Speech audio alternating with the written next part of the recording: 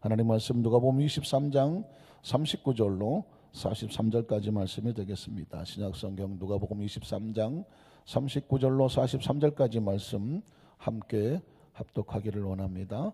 달린 행악자 중 하나는 비방하여 이르되 내가 그리스도가 아니냐 너와 우리를 구원하라 하되, 하나는 그 사람을 꾸짖어 이르되 내가 동일한 정죄를 받고서도 하나님을 두려워하지 아니하느냐. 우리가 행한 일에 상당한 보응을 받는 것이니 이에 당연한 거거니와 이 사람이 행한 것은 옳지 않은 것이 없느니라 하고, 이르되 예수여 당신의 나라에 임하실 때에 나를 기억하소서 하니, 예수께서 이르시되 내가 진실로 내게 이르노니 오늘 내가 나와 함께 낙원에 있으리라 하시니라. 아멘. 한번 따라 하실까요? 오늘 내가 나와 함께 낙원에 있으리라. 이런 제목으로 말씀 은혜를 나누기 원합니다. 혹시 기억하십니까? 뽀빠이 이상용이라는 예전에 코미디언이기도 하고 MC도 많이 보셨던 그분이 정읍에 사시는 107살 된 107세 되신 할아버지를 찾아가서 장수의 비결을 물었던, 평생 안 잊었으면 좋을 것 같더라고요. 잊으셨나요? 기억하시나요? 107살 된 할아버지를 찾아가서 할아버님 그랬더니 그분이 말하기를, 이 사람아 할아버지가 뭐야 형님이라고 불러. 형님이라고. 한 방 먹었죠. 그래서 아이고 형님 어떻게 이렇게 107세나 장수를 하시는지 비결을 좀 말씀해 주십시오. 그랬더니 죽지 말고 버티요. 죽지 말고 버티라는 거죠. 세상에 107살쯤 되니까 내공이 무시무시하죠. 죽지 말고 버티라는 것입니다. 여러분 버티세요. 107살 된 장수의 비결, 죽지 말고 버텼더니 지금까지 살아있다는 거예요. 굉장히 내공에 담긴 겁니다. 그래서 또 물었죠. 107살까지 살다 보니까 그동안 얼마나 별의별 사람을 다 만났을까요? 정말 쳐 죽이고 싶은 원수 같은 놈도 있을 것이고 별일을 다 만났을 텐데 그 사람들을 다 어떻게 견뎠느냐. 이거 따라 하셔야 됩니다. 한번 따라 하실까요? 냅둬버려. 냅둬버리라 그러더라고요. 107살쯤 살다 보니까 아무리 힘들고 어렵게 하던 사람들도 한 7, 80대니까 지가 알아서 다 죽더라는 것입니다. 알아서 다 가더만 이러면서 냅둬버리라는. 좀 오래전에 들은 얘기인데요. 내공이 무시무시합니다. 그렇죠? 적어도 100살 이상 사셨는데 지구에서 100살 이상 살면서 그 쌓아놓은 내공이 무시무시한 겁니다. 안 죽고 버티면 200살도 가겠더라고요. 냅둬버리면 지들이 다 알아서 가니까 신경 쓰지 말고 누구나 잘하자. 나나 잘 버티면 된다. 사실은 그냥 조커처럼 여기기에는 많이 담겨져 있죠. 넌 크리스찬은 반드시 그렇게 사셔야 돼. 넌 크리스찬, 예수를 믿지 않는 사람들은 버텨야 되고요. 냅둬버리고 살아야 돼. 크리스찬은 어떻게 살아야 돼요? 크리스찬은 정말 지독히 고통스럽고 원수 같은 그 많은 무리 속에 쌓여 있을 때 예수님은 십자가상에서 이렇게 말씀하셨죠. 기억하십니까? 아버지, 저들의 죄를 사하여 주시옵소서. 저들이 지금 무슨 짓을 하고 있는지 알지 못합니다. 크리스찬은요, 버티는 것도 중요하고 냅둬버리는 것도 중요한데 우리의 심령은 예수님의 심령을 가지고 정말 견딜 수 없는 상황 속에서 우리가 고백해야 될 것은 뭐냐면, 우리를 지키시고 우리를 용서하신 하나님의 그 음성을 가지고, 그 은혜를 가지고 기꺼이 우리도 예수님처럼 십자가상의 첫 일원처럼 고백할 수 있기를 원하시는 거죠. 한번 따라 하실까요? 아버지, 저들의 죄를 용서하여 주옵소서. 여러분, 용서라는 건요, 그 사람을 살리려고 용서하는 것 같죠? 용서의 비결은 누가 산다? 내가 사는 거예요. 내가 안 죽으려고 107살까지 버티려고 용서하는 거예요. 왜? 용서하지 않으면 그 사람은 멀쩡하게 사는데 누가 죽어요? 내가 죽는다니까요. 그 사람 때문에 내가 일찍 죽을 필요는 없잖아요. 어떻습니까? 용서의 비결은 놀랍게도 용서하면 그 사람도 살겠지만 누구도 산다? 내가 살아. 그러니까 끊임없이 용서하고 살아야 돼요. 용서해서. 도무지 용서가 안 되거든 어떻게 할까요? 냅둬버리시면. 그 얘기는 뭐냐? 미워하지는 말라는 거죠. 원망을 품고 막 분노하고 그 사람에 대해서 보복하고 복수하고 그럴 심령은 갖지 마라. 냅둬 버릴 수 있는 여유는 가져요. 그러나 더 적극적으로 나간다면 크리스찬은 어떻게 한다? 주여 저들의 죄를 용서하여 주시옵소서. 내 안에 분노와 적개심을 품지 않고 하나님 안에서의 평안을 유지하는 것이 십자가상의 첫 말씀이었습니다. 오늘은 두 번째로 주님께서 십자가상의 두 번째 말씀을 하셨는데, 여러분 제가 최근에 하나님의 말씀, 하나님에 관계된 모든 것들은 이중성을 가진다라고 말씀해요. 이중성. 하나는 축복이고 하나는 심판이라는 거예요. 많은 사람들은 하나님 그러면 좋으신 하나님, 축복만 생각하죠. 의도적으로 그렇게 생각하시려고 생각하죠. 맞는 얘기예요. 그러나 하나님이라고 하는 말씀은 동전의 앞뒷면과 같아서 축복과 심판은 항상 같이 따라옵니다. 어디서 그것을 발견합니까? 신명기 28장을 기억하시나요? 신명기 28장은 소위 말하는 축복의 장이거든요. 1절로 14절까지 보면 네가 하나님의 말씀을 삼가 듣고 지켜 행하면 너를 세계 모든 민족 위에 뛰어나게 하실 것이다. 그러면서 축복의 내용이 구구절절히 나오죠. 클라이막스는 뭡니까? 네가 들어와도 복을 받고 나가도 복을 받을 거다라는 거예요. 그런데 그 축복의 장에 똑같은 양만큼 저주가, 심판이 기록되어 있다는 사실을 기억하십니까? 그래서 축복의 장을 열심히 읽어요. 말씀이 열심히 설교가 됩니다. 그러나 그 저주와 심판에 대한 이야기를 읽기도 민망해요. 왜? 네가 들어와도 저주받고 나가도 저주받을 것이다. 누가 읽고 싶습니까? 그러나 똑같은 신명기 28장의 내용은 똑같이 기록되어 있습니다. 조건도 똑같습니다. 사랑하는 성도 여러분, 그러니까 크리스천은 어떻게 되면 양면성을 다 알고 그 중에 내가 선택을 해야 됩니다. 신앙은 선택입니다. 아, 이렇게 하는 것이 축복의 길이구나. 아, 이렇게 가면 심판의 길이네. 성경은 똑같은 내용을 기록하고 있어요. 이제 선택은 누가 하는 거죠? 우리가 하는 거예요. 하나님 똑같습니다. 좋으신 하나님은 항상 심판의 하나님으로 동일하게 다가오죠. 왜? 좋으신 하나님을 선택하고 그 안에 있을 때 그 하나님 우리에게 좋으신 거예요. 그러나 그 하나님의 은혜 속에서 떨어져 나가면 그 자체가 심판인 것입니다. 요한복음 15장을 기억하십니까? 난 포도나무야, 너희는 가지야. 그런데 가지가 나에게 붙어 있으면 이 사람은 많은 과실을 맺어. 그러나 가지가 나를 떠나서는 너희가 아무것도 할 수 없고 마치 길거리에 던져져서 사람들에게 밟히는 것 같다는 거죠. 예수님이 포도나무가 축복입니까? 붙어 있어야 축복이에요. 붙어 있어야. 떨어지면 그건 축복이 아니라 심판인 거예요. 그래서 우리가 사는 이 하나님의 말씀도 지켜야 축복이지.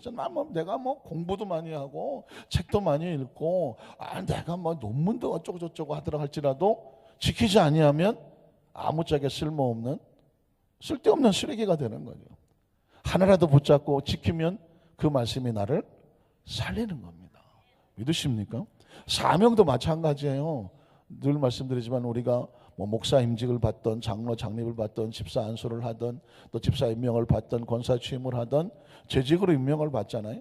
침례도 받고 무슨 학교도 정교학교도 졸업하고 여러 가지 많은 일을 하고 봉사도 하고 가운을 입기도 하고 여러 가지 사명을 지고 나가잖아요. 그게 축복인가라고 물으면 축복이라고 말은 할 수 없다. 사명은 착하고 충성돼야 축복이에요. 믿으십니까? 쉽게 아멘이 안 나오죠. 착하고 충성돼야 달란트는 축복이에요. 악하고 게으르면 그놈의 달란트 때문에 망한다니까. 여러분, 달란트를 주시옵소서 어림도 없는 소리 하지 마라 제가 얘기하죠. 왜? 달란트를 가지고 남겨야 축복이에요. 달란트를 가지고 있었는데 못 남기니까 그 달란트 때문에 망하더라고. 한 달란트 받은 그 종이. 그러니까 성경은 우리에게 지금 우리가 가지고 있는 곳에서 어떤 선택을 하고 있는지를 계속해서 체크하기를 원하시는 거죠. 또 더 나가는 클라이막스는 뭐예요? 가룟 유다죠. 예수님의 12제자, 인류로 태어난, 인간으로 태어난 특히 하나님 백성들 가운데 가장 부러운 사람이 12제자예요. 저는 개인적으로 그래요. 12제자가 제일 부러워요. 나머지는 안 부러운데 12제자는 부러워. 예수님 당시 육신으로 오신 예수님과 3년 반 동안 함께 직접 육성으로 말씀을 들었으며 기적의 현장에 있었으며 늘 예수님을 볼 수 있었으며 어떻습니까? 인간으로 태어났는데 하나님과 동행했단 말입니다. 그 역사적인 기적의 현장에 주님의 제자로서 함께 있었단 말입니다. 그런데 여러분, 제자가 축복인가요? 어림도 없는 소리 하지 말라는 거예요. 그 제자의 자리를 지켰을 때 축복이었어요. 지켰을 때. 가룟 유다 보세요. 차라리 제자가 되지 말지. 그랬으면 예수를 배반하고 배신하고 팔아먹지도 않았을 텐데. 아니, 예수님은 가룟 유다에게 뭐라고 말했나요? 넌 차라리 뭐 하지 말았으면 태어나지도 말았. 세상에 이런 평가가 어디 있습니까? 야, 넌 차라리 인간으로 태어나지 말지. 어쩌다가 인간으로 태어나서 예수님의 제자가 되고 예수를 팔아 십자가에 못 박게 하는 그런 가장 악역을 맡았냐 이거죠. 그런 악역을 맡을 바에는 차라리 안 태어난 마음도 못하고 예수님의 제자가 안 되는 게 낫다는 것입니다. 중요한 것은요, 모든 것에는 책임이 따라요. 심지어 인간으로 태어나도 책임이 따른다는 거죠. 책임을 감당하면 축복이고 책임을 감당하지 못하면 그 받은 것이, 그 소유한 것이, 그 위치한 것이 오히려 심판이 될 수가 있습니다. 그러니까 차라리 공평한 거예요. 인생은 하나님 안에서 공평합니다. 하나님의 말씀은 그 공평의 원리와 원칙을 가지고 살아가는 것입니다. 어떻습니까? 말씀은 이렇게 여러분에게 선포가 되어져요. 각 사람에게 다 똑같이 선포가 되어집니다. 각 사람이 말씀의 원리 원칙을 가지고 선택하는 결과를 누가 먹느냐? 스스로 먹는 것이죠. 오늘 예수님이 십자가에 달리셨습니다.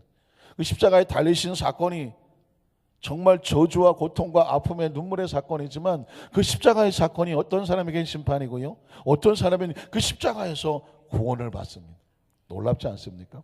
똑같은 십자가인데 어떤 사람은 십자가에서 처절한 심판과 고통을 겪어야 되지만 어떤 사람은 십자가에서 구원을 받더라는 것이죠. 우린 첫 번째로 예수 그리스도와 함께 십자가에 달린 두 행악자의 모습, 강도라고도 나오고 죄인이라고도 나오는데요, 두 행악자의 모습을 살펴보겠습니다. 누가복음 23장 32절을 보니까 또 다른 두 행악자도 사형을 받게 되어 예수와 함께 골고다 언덕 그 십자가의 처형장으로 끌려가게 되었다라고 말하고 있습니다. 33절에 보니까 해골이라고는 골고다 하는 거죠. 골고다의 뜻을 해석하면 해골이라는, 해골이라는 곳에 이르러서 거기서 예수를 십자가에 못 박았습니다. 그리고 두 행악자도 그렇게 하니 하나는 우편에 하나는 좌편에 강도가 달렸다라고 말하고 있습니다. 자, 그러면 이 두 강도는 어떤 반응을 보였을까요? 두 번째로 두 행악자가 예수 그리스도에게 하는 말들입니다. 예수님을 향한 반응이라고 볼 수 있겠죠. 39절에 보니까 한편 강도가 이렇게 말합니다. 예수를 비방합니다. 십자가에 달려서 사형틀에 매달려 있으면서 놀랍게도 옆에 있는 예수님을 비방하고 있습니다. 뭐라고 말합니까? 내가 그리스도가 아니냐. 얼핏 들어보면 예수님을 그리스도라고 고백하고 믿는 것처럼 들립니다. 내가 그리스도가 아니냐? 그러면 너와 우리를 구원하라 하고 조롱을 합니다. 여러분 잘 들어보십시오. 예수를 그리스도로 고백하면 구원받을 것 같지만 이 강도는 예수를 그리스도라고 고백하고 있지만 믿는 것이 아니라 조롱하고 있습니다. 그리고 자신이 죄인이면서도 예수를 죄인이라고 똑같이 그를 정죄하고 공격하고 있습니다. 뿐만 아니라 구원이라고 하는 단어를 아주 초라하게 만들고 있습니다. 그는 예수를 믿지도 아니하며 하나님 나라를 원하지도 아니하면서 장난삼아 희롱삼아 너와 우리를 구원해봐 라고 조롱하고 있는 것입니다. 자, 이 사람의 선택은 이렇게 했죠. 결과는 어떻게 되겠습니까? 자신이 고백하고 선택한 대로 갈 거예요. 인생은 그렇습니다. 하나님 나라의 법칙도 이렇습니다. 그가 선택한 대로 가는 것입니다. 그러나 또 한 사람은 어떻게 했을까요? 40절에 보니까 하나는 그 사람을 꾸짖었습니다. 또 한편 강도는 그 사람을 꾸짖었습니다. 그리고 말하기를 내가 동일한 정죄를 받고도 사형이죠. 사형이란 정죄를 받고서도 하나님을 두려워하지 않느냐. 네가 죄인이면서 십자가에 달려서 이 형틀을 당하면서 네가 왜 하나님을 두려워하지 아니하느냐. 그리고 그 다음 절에 보면 우리는 우리가 행한 일에 상당한 보응을 받는 것인.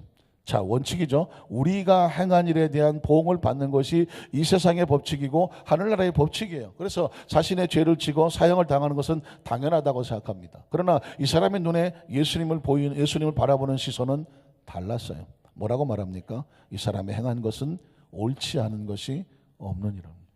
똑같은 십자가상에 예수님의 좌우편에 달려서 한편 강도는 예수님을 비방하고 조롱하고 그리고 그가 그리스도인 것을 갖다가 고백하는 것처럼 보였지만 그를 비하시키고 있습니다. 그러나 또 한편 강도는 이렇게 말합니다. 그 사람이 행한 것은 옳지 않은 것이 하나도 없었다. 뿐만 아닙니다. 42절에 가니까 이렇게 말합니다. 이르되 예수님, 예수여, 당신의 나라, 놀라운 일입니다. 당신의 나라, 이 나라는 어떤 나라일까요? 그들이 이 세상에서 육신을 벗는 사형을 당하니까 이 3차원의 시간과 공간을 다 털어놓고 이 세상을 떠나는데 놀랍게도 그 십자가 사형틀에서 이런 고백을 하죠. 당신의 나라. 여러분은 이 나라를 기억하십니까? 이 나라를 기대하십니까? 이 나라를 알고 계십니까? 제가 어제 수요예배 때 목이 터져라고 이 나라에 대해서 설명을 했습니다. 오늘 많은 크리스찬들이 이 나라를 기억하지 못합니다. 이 나라를 기대하지 못하고 이 나라를 보려면 영안이 열려져야 됩니다. 이 나라가 소리에 들리려면 영의 귀가 열려져야 됩니다. 이 나라를 알아야 예수가 그리스도인 것을 고백할 수가 있습니다. 이 나라를 알아야 이 땅의 가치가 무한하지 않다는 사실을 알게 됩니다. 이 나라를 알아야 이 땅에서 영혼이 있지 않다는 사실을 알게 됩니다. 그리고 이 나라를 알아야 이 나라에 사는 동안에 마치 신부가 신랑이 오기를 기다리며 준비하는 것처럼, 종이 주인이 오기를 위해서 준비하는 것처럼 하나님의 백성들은 하나님의 나라를 준비하고 사는 것입니다. 우리가 이 세상에 왜 살아야 될까요? 무엇하며 살아야 될까요? 궁극적인 목적은 이 나라를 준비하며 살아가는 것입니다. 놀랍게도 이 강도는 그 마지막 순간에 이 나라를 고백하고 있습니다. 당신의 나라는 하나님의 나라입니다. 하나님의 나라는 하나님이 통치하고 지배하고 다스리는 나라입니다. 이 나라는 지구가 아닙니다. 이 나라는 우주도 아닙니다. 이 나라는 우주 밖입니다. 이 나라는 시간 밖입니다. 영의 나라고 하나님의 나라고 하나님의 통치하는 나라고 천국이라고 말하는 것입니다. 당신의 나라에 임하실 때에 나를 기억하소서. 너무 귀한 말입니다. 그는 자기가 어떤 행위를 가지고 예수님 앞에 나와서 내세울 것이 하나도 없었어요. 그러니까 이것만 생각하더라고요. 내가 당신을 인정하고 예수님을 기억하고 주님에 대한 것을 알고 있는 이 고백에 하나님의 나라를 사모하는 나를 뭐만 해달라? 기억만 해달라는 것입니다. 기억만 해달라는 처분만 말하는 거죠. 은혜만 말하는 것입니다. 사실 크리스찬은 하나님 앞에서 이 고백이 적당합니다. 우리가 무슨 행위를 한들 주님한테 주님 내가 이렇게 행동했으니 나를 천국에 데려가 주십시오라고 할 만한 무슨 근거가 있습니까?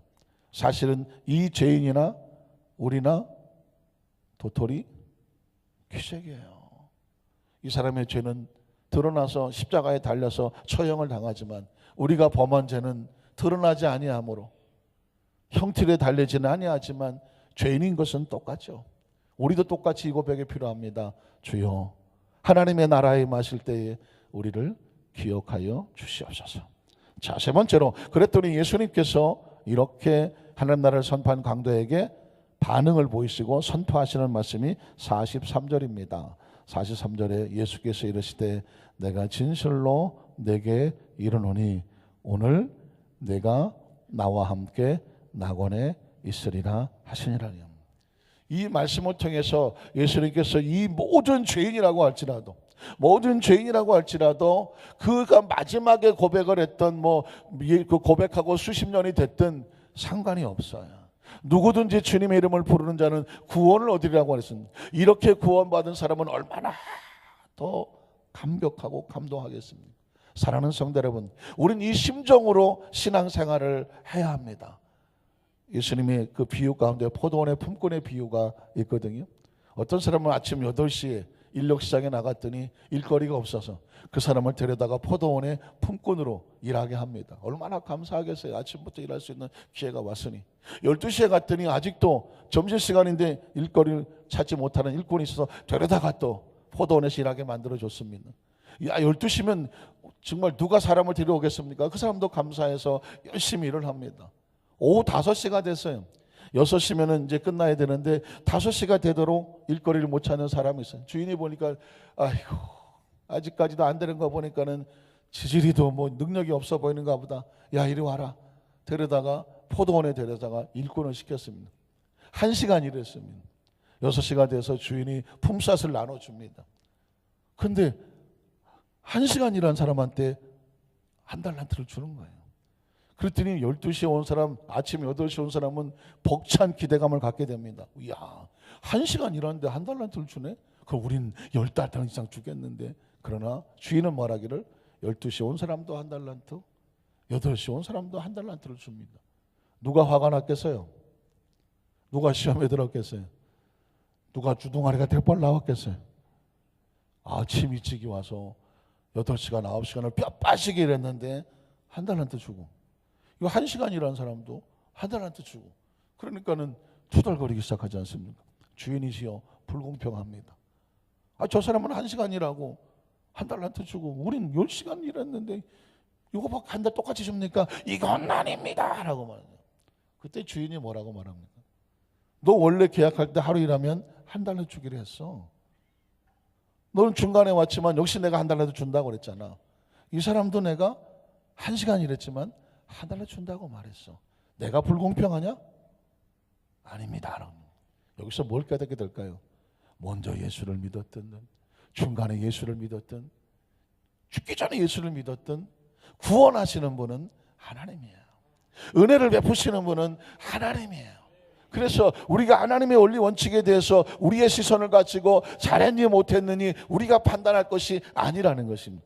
뒤집어 말하면 차라리 일찍 와서 많이 했는데 왜 안 주냐라고 투덜거리는 사람보다는 나 같은 사람, 인생의 막차를 탄 것 같은 나 같은 사람을 하나님이 은혜로 구원시켜 주셨으니 너무 감사해서 1시간밖에 일하지 못하지만 그 1시간을 뼈 빠지게 8시간 이상으로 땀 흘려온 신한 그런 심령을 주님께서 원하시지 않겠습니까? 우리가 그렇게 신앙생활해야 되지 않겠습니까? 사실은 성경은 우리에게 이런 도전을 주고 있습니다. 우리도 조금 서운하긴 해요. 아니 무슨 저놈은 할 짓 다 하다가 십자가에 달려갖고 그 말 한마디 딸랑하고 구원받네. 우리같이 태어날 때부터 일찌감치 예수 믿고 신앙생활 해갖고 정말 산전수전 공중전에 뭐 해외 파병전으로 정말 예수 믿고 신앙생활 하려고 별일을 다 겪고 여기까지 왔는데 가만히 생각하니까 조금 저렇게 구원받는 놈도 있는데 우리는 이런 생각이 들 수도 있어요. 그러나 그건 우리가 인간의 차원에서 바라보는 거죠.